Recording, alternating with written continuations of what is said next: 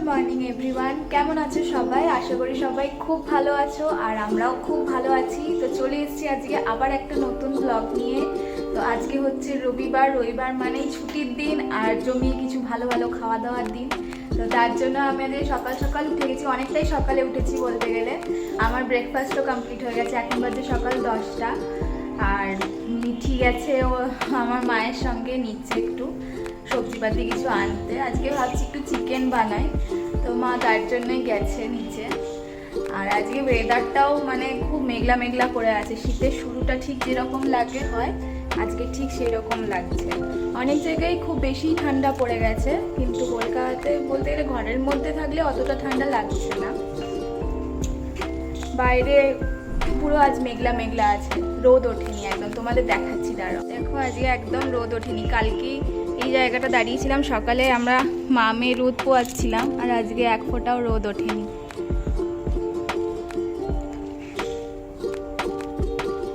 আজকে আমাদের এই ফ্রিজটা নিয়ে চলে যাবে, আমরা একটা লোক ঠিক করেছি। 1,500 থেকে 2,000 টাকা দেবে বলেছে। ফ্রিজটা ভালোই চললো, 2018-তে কেনা হয়েছিল 8,000 টাকা দিয়ে। আমরা ফ্লিপকার্টে বিগ বিলিয়ন ডেতে কিনেছিলাম, তো ভালোই চললো। তখন আমার একার জন্য ঠিকই ছিল এটা। এইটার যে এখানে একটু মানে অসুবিধা হয়ে গেছে, গ্যাসটা বেরিয়ে গেছে। এই যে এখানটা ফুটো হয়ে গেছে, মানে বরফ প্রচণ্ড জমে গেছিলো, তো পরিষ্কার করতে গেছে, তো স্ক্রু ড্রাইভারটা এখানে ভুল করে লেগে গেছে, তো সব গ্যাসটা বেরিয়ে গেছে। আর কোনো প্রবলেম নেই ফ্রিজটার, বাকি এখন ভালোই চলছে। তো আমরা একটা নতুন ফ্রিজ নেব। এই ফ্রিজটার পিছনে 2বার অলরেডি আমরা অনেক টাকা খরচা করে ফেলেছি ঠিক করানোর জন্য। ফ্রিজটা কালকে রাতের বেলা পরিষ্কার করে রেখে দিয়েছে। লোক আসবে 10:30 11টা নাগাদ আশা করি। একে এখন গুড বাই বলার সময় এসে গেছে, আর নতুন একজনকে ওয়েলকাম করার সময় এসে গেছে। আমরা ফ্রিজ দেখে রেখেছি অ্যামাজনে, তো এখনও অর্ডার দিইনি। এটা আগে নিয়ে যাক, তারপরে নতুন একটা অর্ডার দেব। ফ্রিজ ছাড়া খুবই অসুবিধা হচ্ছে, রোজই আমাদের সবজিপাতি এনে কাজ চালাতে হচ্ছে। রোজ সকালে উঠে বাজার যাওয়াটা একটু অসুবিধা হয়ে যায়, যেহেতু মিঠি এখন অনেক ছোট, আর ও এখন সবসময় বায়না করতে থাকে বাইরে যাব বলে। খুব মানে ওকে নিয়ে কোনো কাজই এখন খুব অসুবিধা হয়েছে আমাদের, সেই জন্য খুব ম্যানেজ করে চলতে হয় সব সময়। বুঝতেই পারছো, যাদের ঘরে বাচ্চা আছে তাদের এরকমই অবস্থা হয়। তো বাকি কাজগুলো আমি এখন করে নিই, যতক্ষণ না মা আর মিঠি আসছে। ঘরগুলো একটু গুছিয়ে নিই। খাওয়া দাওয়া হয়ে গেছে আজকে তাড়াতাড়ি, এখন আর কোনো টেনশন নেই। কাজের দিদি কাজ করে গেলে আমি রান্না টান্না বসাবো। চলো এখন একটু কাজ করে নিই, তারপর তোমাদের সাথে আবার কথা হবে। আপনার যে ফিসটা আছে ওটা হয়তো দিন 15-এর মধ্যে বেরিয়ে যাবে। ঠিক আছে, ঠিক আছে। তো মিঠি এখন আমাকে গাজর খাওয়াচ্ছে। মিঠি এখন নিজে যা খায় আমাকেও খাওয়াতে চলে আসে। কই মাম্মা দে, কই দিলি? নিজে খেয়ে নিলি? শুধু আমুল খাবো না।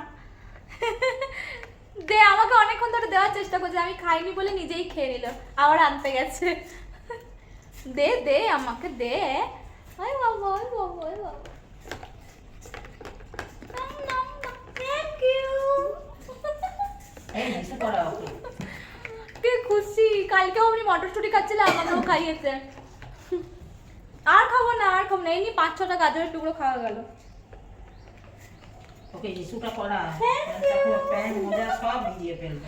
স্নান টান করে চলে এসেছি, রান্না বসিয়ে দিয়েছি। আজকে এক্সট্রিম লেট হয়ে গেছে। বলেছিলাম ফ্রিজটা নিয়ে যাবে আর ফ্রিজ অর্ডার করবো, আগে গিয়ে ফ্রিজ অর্ডার করেছি। ফ্রিজ আসলে তোমাদেরকে অবশ্যই সেটা শেয়ার করবো, এখনো আসতে 2-3 টাইম লাগবে। তো আজকে একটা স্পেশাল মেনু হচ্ছে, ফার্স্ট টাইম বানাচ্ছি এগ ফ্রাইড রাইস, আর বানাবো চিকেন দো পেঁয়াজা। তো চলো দেখানো যাক কিভাবে করবো। রবিবার আমি আজকে চুলটা কাটিনি, নাহলে আমার আর চুল কাটানো হবে না, তাই বেরিয়ে পড়ি চলতি করে।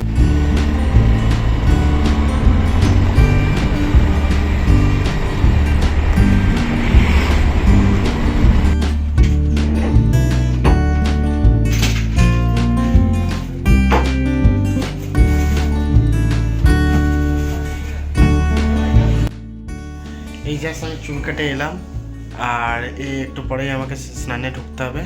এখন রঙ্কিনী ঢুকেছে, বেরিয়ে যাক, তাহলে আমি তারপরেই ঢুকে যাব। তো আমাদের সবার স্নানও হয়ে গেছে আর রঙ্কিনীর রান্নাও হয়ে গেছে, তো এখনই আমরা খেতে বসবো। আর তোমাদের দেখাই আজ ডিলিশিয়াস খাবার রেডি হয়ে গেছে, যেটা রঙ্কিনী বলেছিল ভিডিওতে। তো এই হলো ফ্রাইড রাইস, এটা কি fried rice, egg fried rice আর চিকেন দো পেঁয়াজা। চিকেন দো পেঁয়াজা। তাড়াতাড়ি খেয়ে নাও, খুব খিদে পেয়েছে। আমি অলরেডি স্টার্ট করে দিয়েছি, আমার এত খিদে পেয়েছে। চলো, আর আরেকজন খেয়ে ল্যাদ খাচ্ছে, ওদিকে শুয়ে আছে।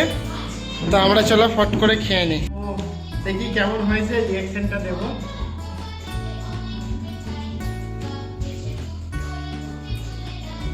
সুপার রেস্টুরেন্ট ফেল পুরো।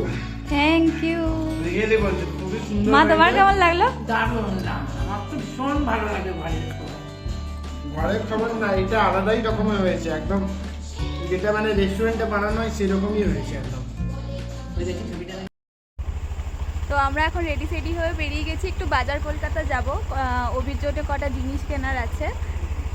তো চলো, আমাদের শাওরি রেডি একদম, আর মিঠি ঘুমাচ্ছে, তাই চুপচাপ আমরা বেরিয়ে গেছি ঘর থেকে এখন।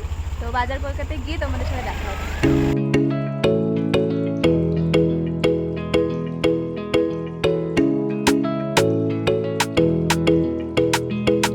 কলকাতা পৌঁছে গেছি।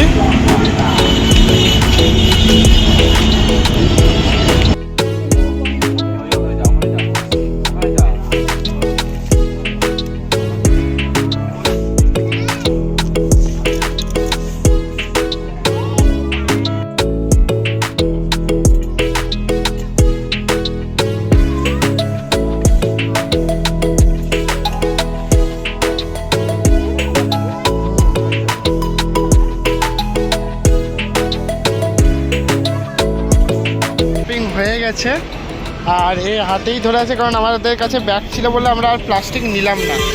তো তুমি ব্যাগটাতে ভরে নাও, ঠিক আছে জিনিসগুলো। হ্যাঁ, দাও।